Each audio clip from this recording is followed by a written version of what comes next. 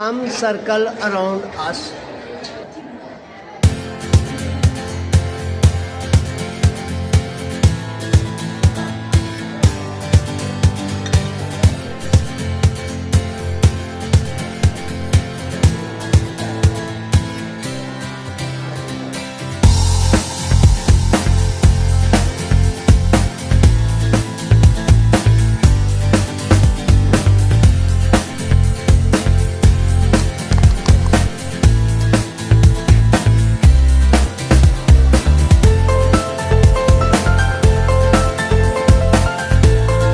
भी कहते हैं, इनको हम पॉइंट कंसिडर करते हैं।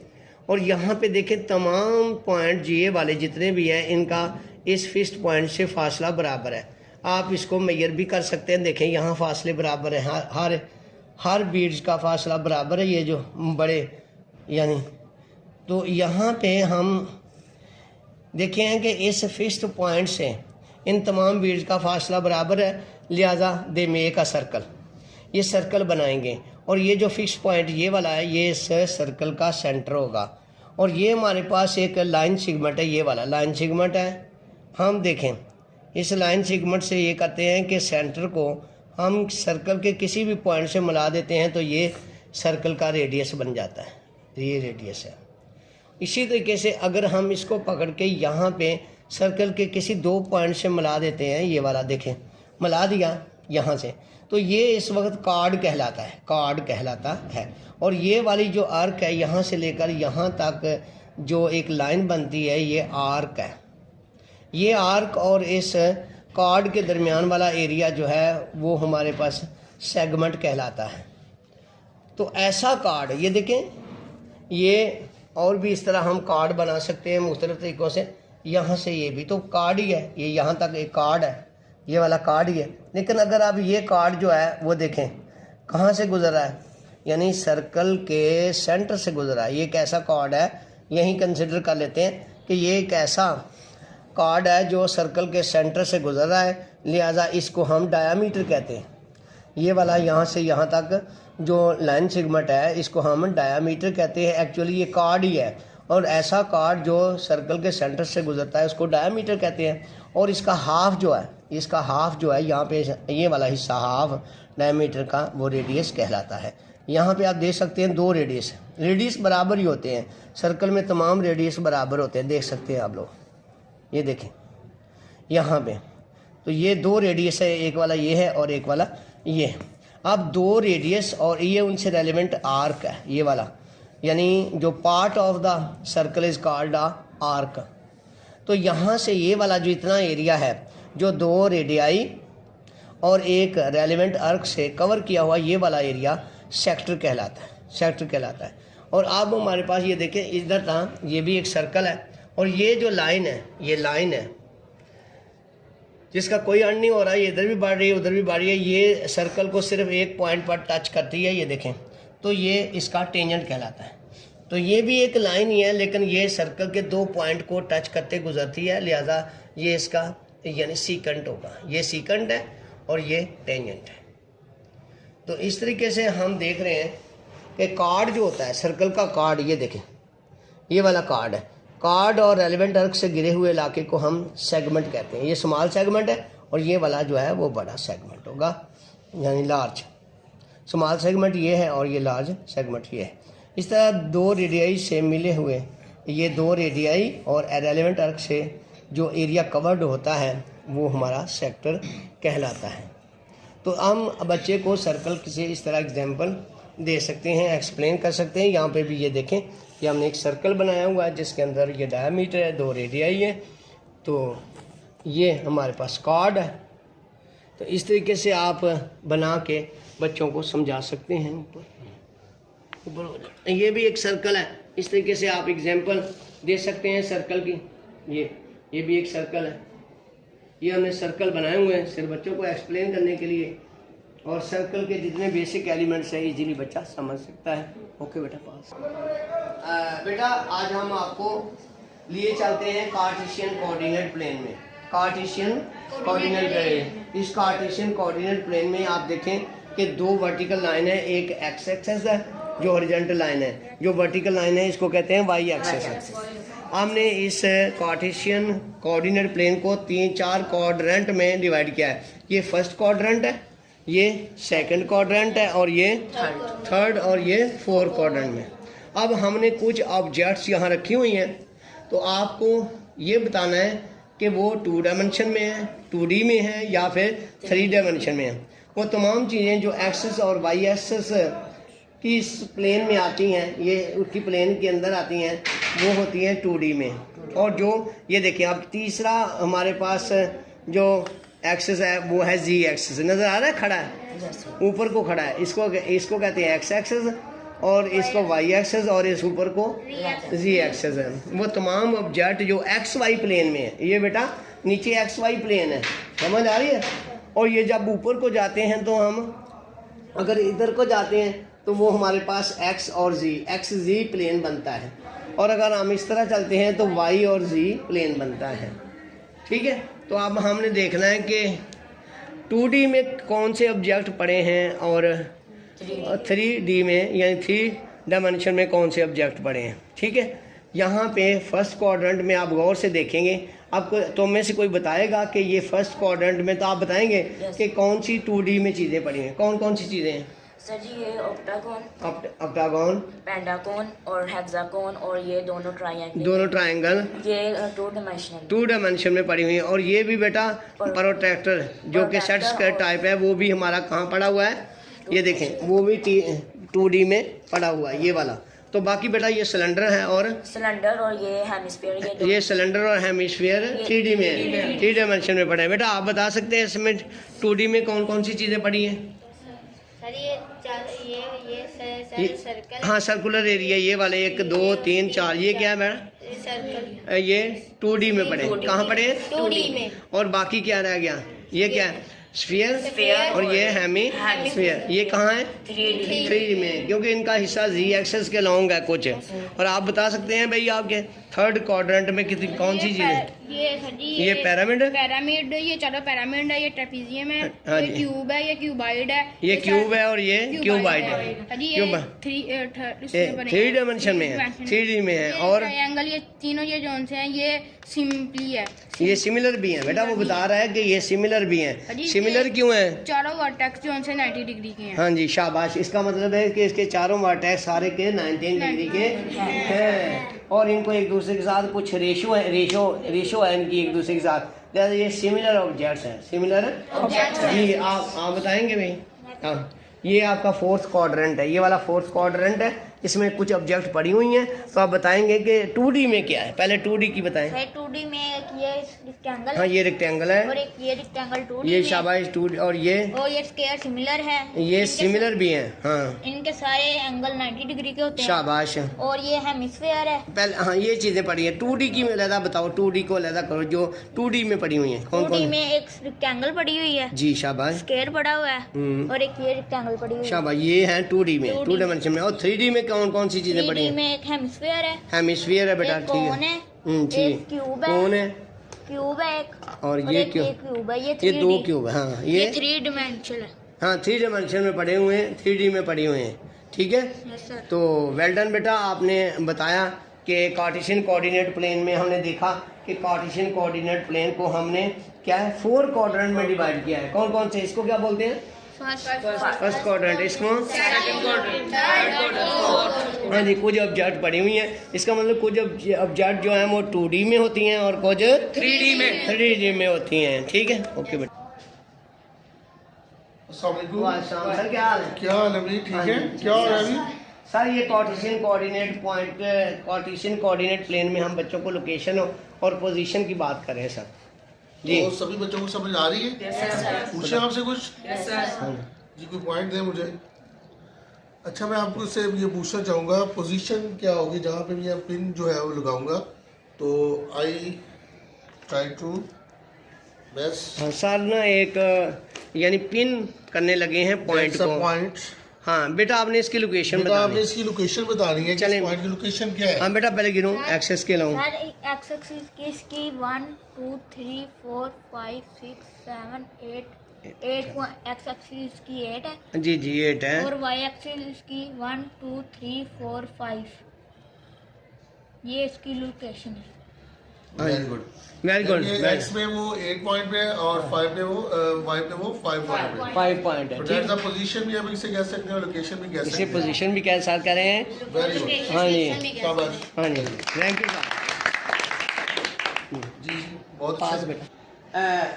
प्यारे बच्चों आज हम देखेंगे कि किसी पॉइंट की पोजीशन कहाँ है, 2D में कहाँ है और 3D में कहाँ है। ये मेरे पास एक पॉइंट है ब्लैक कलर का, 5 मिनट है, ये देखें कहाँ है। 1 2 3 4 5 6 ये मैं पॉइंट ये पॉइंट रखने लगा बेटा, ये देखो ये मैंने पॉइंट रख दिया। अब ये 2D में या 3D में, 2D में है। तो बेटा इसकी लोकेशन ये P पॉइंट है, शो करो पहले P पॉइंट है, ठीक है। अब बेटा इसकी हम लोकेशन पोजीशन और इसके कोऑर्डिनेट मालूम करने हैं, आप कर सकते हैं। यस सर करें पहले। लॉन्ग एक्सिस इसकी है अलोंग एक्सिस पे गिने कितने यूनिट बनते हैं। 4 5 6 हाँ बनते जी हैं हाँ जी ब्रैकेट डाल बेटा, 6 यूनिट अलोंग एक्सिस है। आगे और इसकी वो लॉन्ग वाई एक्सिस इसकी 1 2 3 4 बनती है। हाँ जी 4 लगाएं, हाँ जी 4 है। ठीक है बेटा इस ब्रैकेट बस से बंद कर दो, साफ करके लिखो बेटा, शाबाश। ये देखो 4 है। इसकी लोकेशन पोजीशन या कोऑर्डिनेट 2D में क्या है 6 और 4। अगर मैं इसको रेज कर देता हूँ, अगर बेटा देखो अगर यही पॉइंट मैं अगर यानी 2D से उठा कर पकड़ो, ये देखो बेटा इसको मैं अगर यही पॉइंट मैंने यहाँ ले गया हूँ, इस जगह पे ले गया हूँ ऊपर, तो अब ये 2D में 3D में, वेल डन 3D। अब मैं कहूँ कि इसकी पोजीशन इसकी लोकेशन इसके कोऑर्डिनेट मालूम करो। P पॉइंट है बेटा, बताओ कोशिश करो, शाबाश कोशिश करनी चाहिए। इसकी लॉन्ग एक्सिस इसकी 6 कितने यूनिट है अलोंग एक्सिस। 6 1 2 3 4 5 और 6 वेल डन। अलोंग एक्सिस इसके कोऑर्डिनेट बनते हैं 6 है, ठीक है। आगे और कॉमा डालो बेटा। और इसकी Y long axis along Y axis कितने यूनिट है 1 2 3 4 4 बेटा यहाँ से शुरू करना है 1 2 3 4। हाँ जी आगे फिर कॉमा डालो। अब क्या है ये पॉइंट कहाँ चला गया है, शादी ये 3D में चला गया, ऊपर चला गया। अलोंग जी एक्सिस कितने यूनिट है जी एक्सिस 1 2 3 4 और ये 5 5, शाबाश 5 और जी है। हाँ जी और ये इसकी पोजीशन भी है लोकेशन है और ये 3D है। हाँ 3D में इसकी बेटा पोजीशन लोकेशन या कोऑर्डिनेट है 6 4 5। वेल डन बेटा वेल डन। इस तरीके से हम लोग किसी भी 2D में और 3D में किसी पॉइंट की पोजीशन को मेंशन कर सकते हैं। ओके बेटा एक कोऑर्डिनेटर है। अब ये सर्कल ये हमारे पास पॉइंट है, इसे कंसिडर कर सकते हैं आप लोग। ये A B C और ये D, ये कोऑर्डिनेटर है। इसमें हमने बताना होता है कि x डिग्री की वैल्यू मालूम करें और c डिग्री की वैल्यू मालूम करें। उसके लिए हमें पता होता है कोऑर्डिनेटर में ये वाले अपोजिट एंगल जो है इनका सम जो होता है वो 180 डिग्री। शाबाश बताओ 180 डिग्री। इसका मतलब है कि c डिग्री जो है ना, ये वाली c डिग्री इसके अपोजिट एंगल ये और इसकी मेजरमेंट है, इसे प्लस कर देते हैं किसमें 2c माइनस 6 फुल डिग्री। ये किसके बराबर होना चाहिए 180 डिग्री। तो बेटा ये देखें जब ये इसको सही करके लिखेंगे c प्लस 2c माइनस 6 और ये 180 डिग्री, ये भी डिग्री। तो ये -6 उधर जाकर क्या हो जाएगा, ये इधर जाके प्लस हो जाएगा, ये प्लस हो जाएगा तो क्या हो जाएगा 186 हो जाएगा। और ये 3c और 1c कितना होता है 2c और 1c कितना होता है 3c। तो बेटा c इधर रहेगा तो ये उधर 8 आधे 3 उधर डिवाइड करो जवाब बोलो। 62 यहाँ पे क्या 60 हाँ जी 62, यहाँ पे 62 डिग्री है। क्या है 62 c डिग्री की वैल्यू हो जाएगा 62 डिग्री है, यानी c हमारे पास आता है 62 डिग्री। ओके इस तरीके से ये अपोजिट एंगल है हमारे पास कितने हैं 10x डिग्री प्लस और ये कितना है 8x डिग्री। इनका जवाब भी कितना आना चाहिए 180 डिग्री। तो ये 10 और 8 कितने होते हैं 18x degree is equal to 180 degree. हाँ जी 180, तो 180 इधर रहेगा और ये x डिग्री यहाँ और ये 18 डिवाइड हो जाएगा 10 तो ये x डिग्री क्या हो जाएगा 10 डिग्री 10 डिग्री, ये बेटा 10 डिग्री है एक्स की वैल्यू। इस तरह हमने यानी अननोन जो एंगल थे कोऑर्डिनेटर के उस तरह फाइंड करने का ये तरीका होता है। तो ओवरऑल हम देखें कि कोऑर्डिनेटर के अंदर तमाम एंगल का सम जो है वो 360 डिग्री होता है। Okay yes sir. ओके हमारे पास कार्टेशियन कोऑर्डिनेट प्लेन मौजूद है और हर क्वाड्रेंट पर हमारे पास कुछ बच्चे मौजूद हैं, तो इनके पास ट्राइंगलें हैं। बेटा दिखाओ ट्राइंगलें और सर्कल भी दिखाओ ये, और रखो अपने क्वाड्रेंट के अंदर अंदर। यानी अब ये देखें, अब हमारे पास ट्राइंगलें भी हैं और अब ये इनस्क्राइब्ड बनाएंगे। बेटा इनस्क्राइब्ड बनाओ। देखें सर्कल जो है वो इन द ट्राइंगल है, हर एक में देखें गौर करें। तो ये हमारे पास सर्कल है और ये ट्राइंगल है, तो ट्राइंगल के अंदर सर्कल है। सर्कल जो है वो ट्राइंगल के तीनों साइडों को इंटरनली अंदरूनी तौर पर टच करके गुजरा है, ये इनस्क्राइब्ड है। बेटा अगर मैं कहूँ कि सर्कमस्क्राइब्ड बनाऊँ तो फिर कैसे बनाएंगे बेटा? चलो ट्राई करो। शाबाश, well done well done well done. ये ट्राइंगल बेटा टच करो, बड़ी बनाओ ज़रा, खोलो इसको। शाबाश, वेल डन, ट्राइंगल बड़ी कर लो। ठीक है, अब ट्राइंगल के वर्टिसेस के अंदर से सर्कल गुजरा है। ये देखें, ये ट्राइंगल अंदर है और इसके वर्टिसेस में से सर्कल गुजर रहा है। ये बच्चे बना रहे हैं सर्कमस्क्राइब्ड। क्या बनाया बेटा? तो वो क्या होता है कि ट्राइंगल जो है अंदर है और सर्कल इसके बाहर होता है। ये देख लें आप, ये वेल डन बेटा। ओके जी, हमारे पास ये 4 स्टूडेंट्स हैं, तो चारों स्टूडेंट के पास रबर बैंड है और कुछ पॉइंट दिए हुए हैं। बेटा सबसे पहले आप स्केयर बनाएं, सब लोग मिलके स्केयर बनाओ। ये शाबाश, वेल डन, स्केयर बनाओ। शाबाश,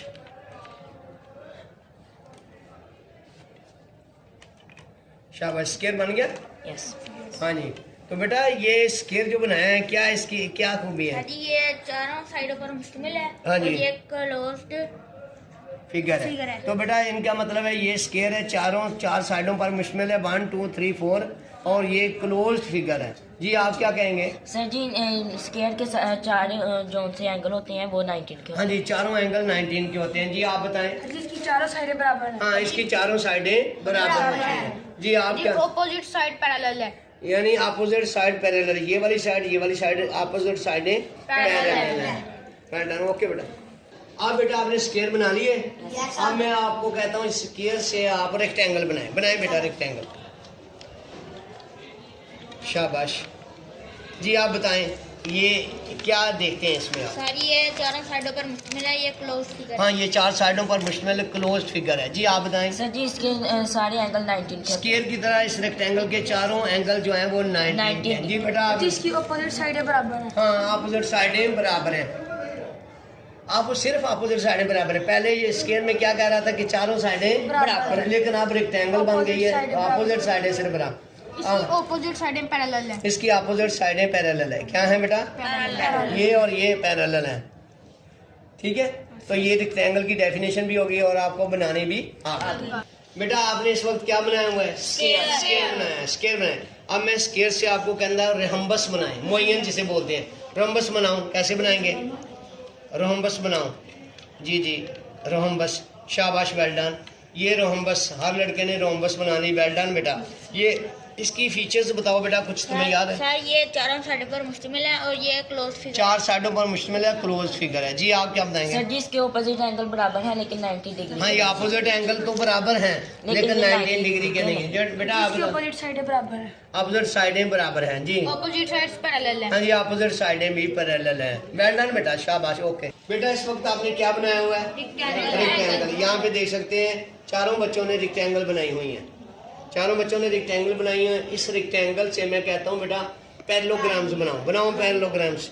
शाबाश, वेल डन भाई, वेल डन, शाबाश बच्चों। ये इन्होंने पैरेललोग्राम बनाई है। बेटा इसकी कोई फीचर्स बताओ आप। सर ये चारों साइडों पर मुश्तमिल है और ये क्लोज फिगर। हाँ, 4 साइडों पर मुश्तमिल क्लोज फिगर है। जी आप बताएं। सर जी इसके ऑपोजिट एंगल बराबर है लेकिन कोई भी इसमें से 90 का नहीं है। हाँ जी, अपोजिट एंगल तो बराबर है लेकिन 19 के नहीं है। जी आप? जिसकी ऑपोजिट साइडें बराबर हैं। अपोजिट साइडें बराबर हैं, यहाँ ऑपोजिट साइड्स पैरेलल है। पैरेलल हैं। वेल डन बेटा। ओके, यहाँ बेटा क्या बनाया आपने? रेक्टेंगल। अब मैं आपको ट्रिप्सियम कहता हूँ कि ट्रिप्सियम बनाओ, तो वो बनाओ बेटा। ट्रैप्सियम बनाओ, शाबाश ट्रैपसियम, वेल डन ट्रैपसियम। ये बना दी बच्चों ने। बेटा क्या इसकी फीचर्स हैं? सर ये चारों साइड पर मुश्तमिल है और ये क्लोज फिगर है। ये चारों साइडों पर मुश्तमिल क्लोज फिगर है। जी आप बेटा कहेंगे? सर जी इसके बेटा क्या बनाया आपने? रेक्टेंगल बनाए, इसके ट्रिप्सियम बनाए, आप ट्रैपसियम बनाए इससे, ट्रैपसियम। शाबाश, वेल डन। जी बहुत अच्छी ट्रैपसियम बनी हुई है। बेटा बताओ इसकी फीचर्स क्या हैं? सर ये चारों साइड पर मुश्तमिल है और ये क्लोज फिगर है।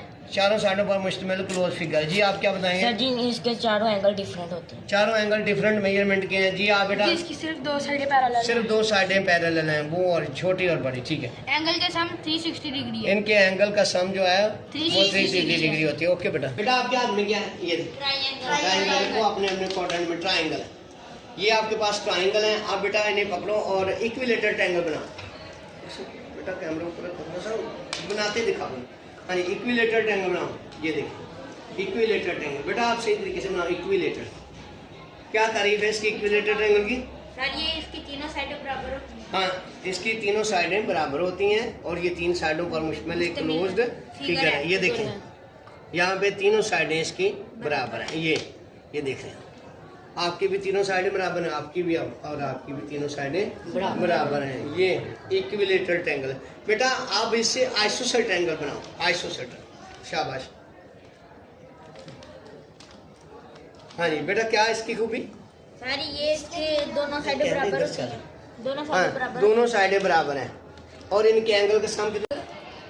जी तीनों एंगल का सम 180। हाँ जी, तीनों एंगल का सम कितना होता है? 180 डिग्री। जितने भी ट्रायंगल्स होती हैं उनके तीनों का सम जो है वो 180 डिग्री होता है, 180 डिग्री होता है। बेटा ये हमारे पास आइसोसेलेस ट्रायंगल है। अब स्केलियन ट्रायंगल बनाओ।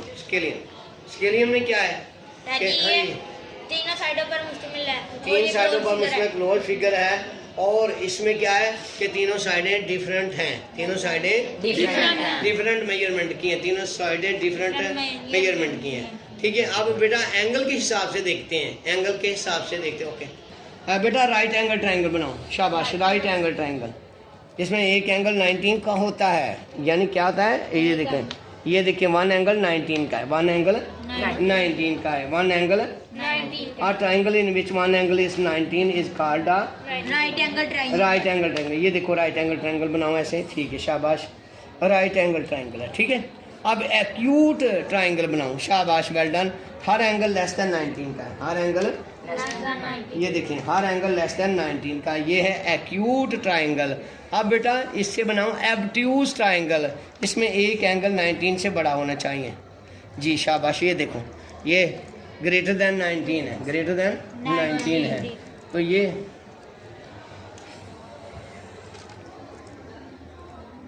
देखिए एक एंगल 19 से बड़ा है, वो भी है, सही है, शाबाश। ये देखिए, ये क्या है? एब्ट्यूज ट्रायंगल। क्या है? Triangle in which one angle is greater than 19। तो इन तमाम ट्रायंगलों में जो इनके एंगल का सम होता है वो 180 डिग्री होता है। 180 डिग्री होता है। ओके बेटा।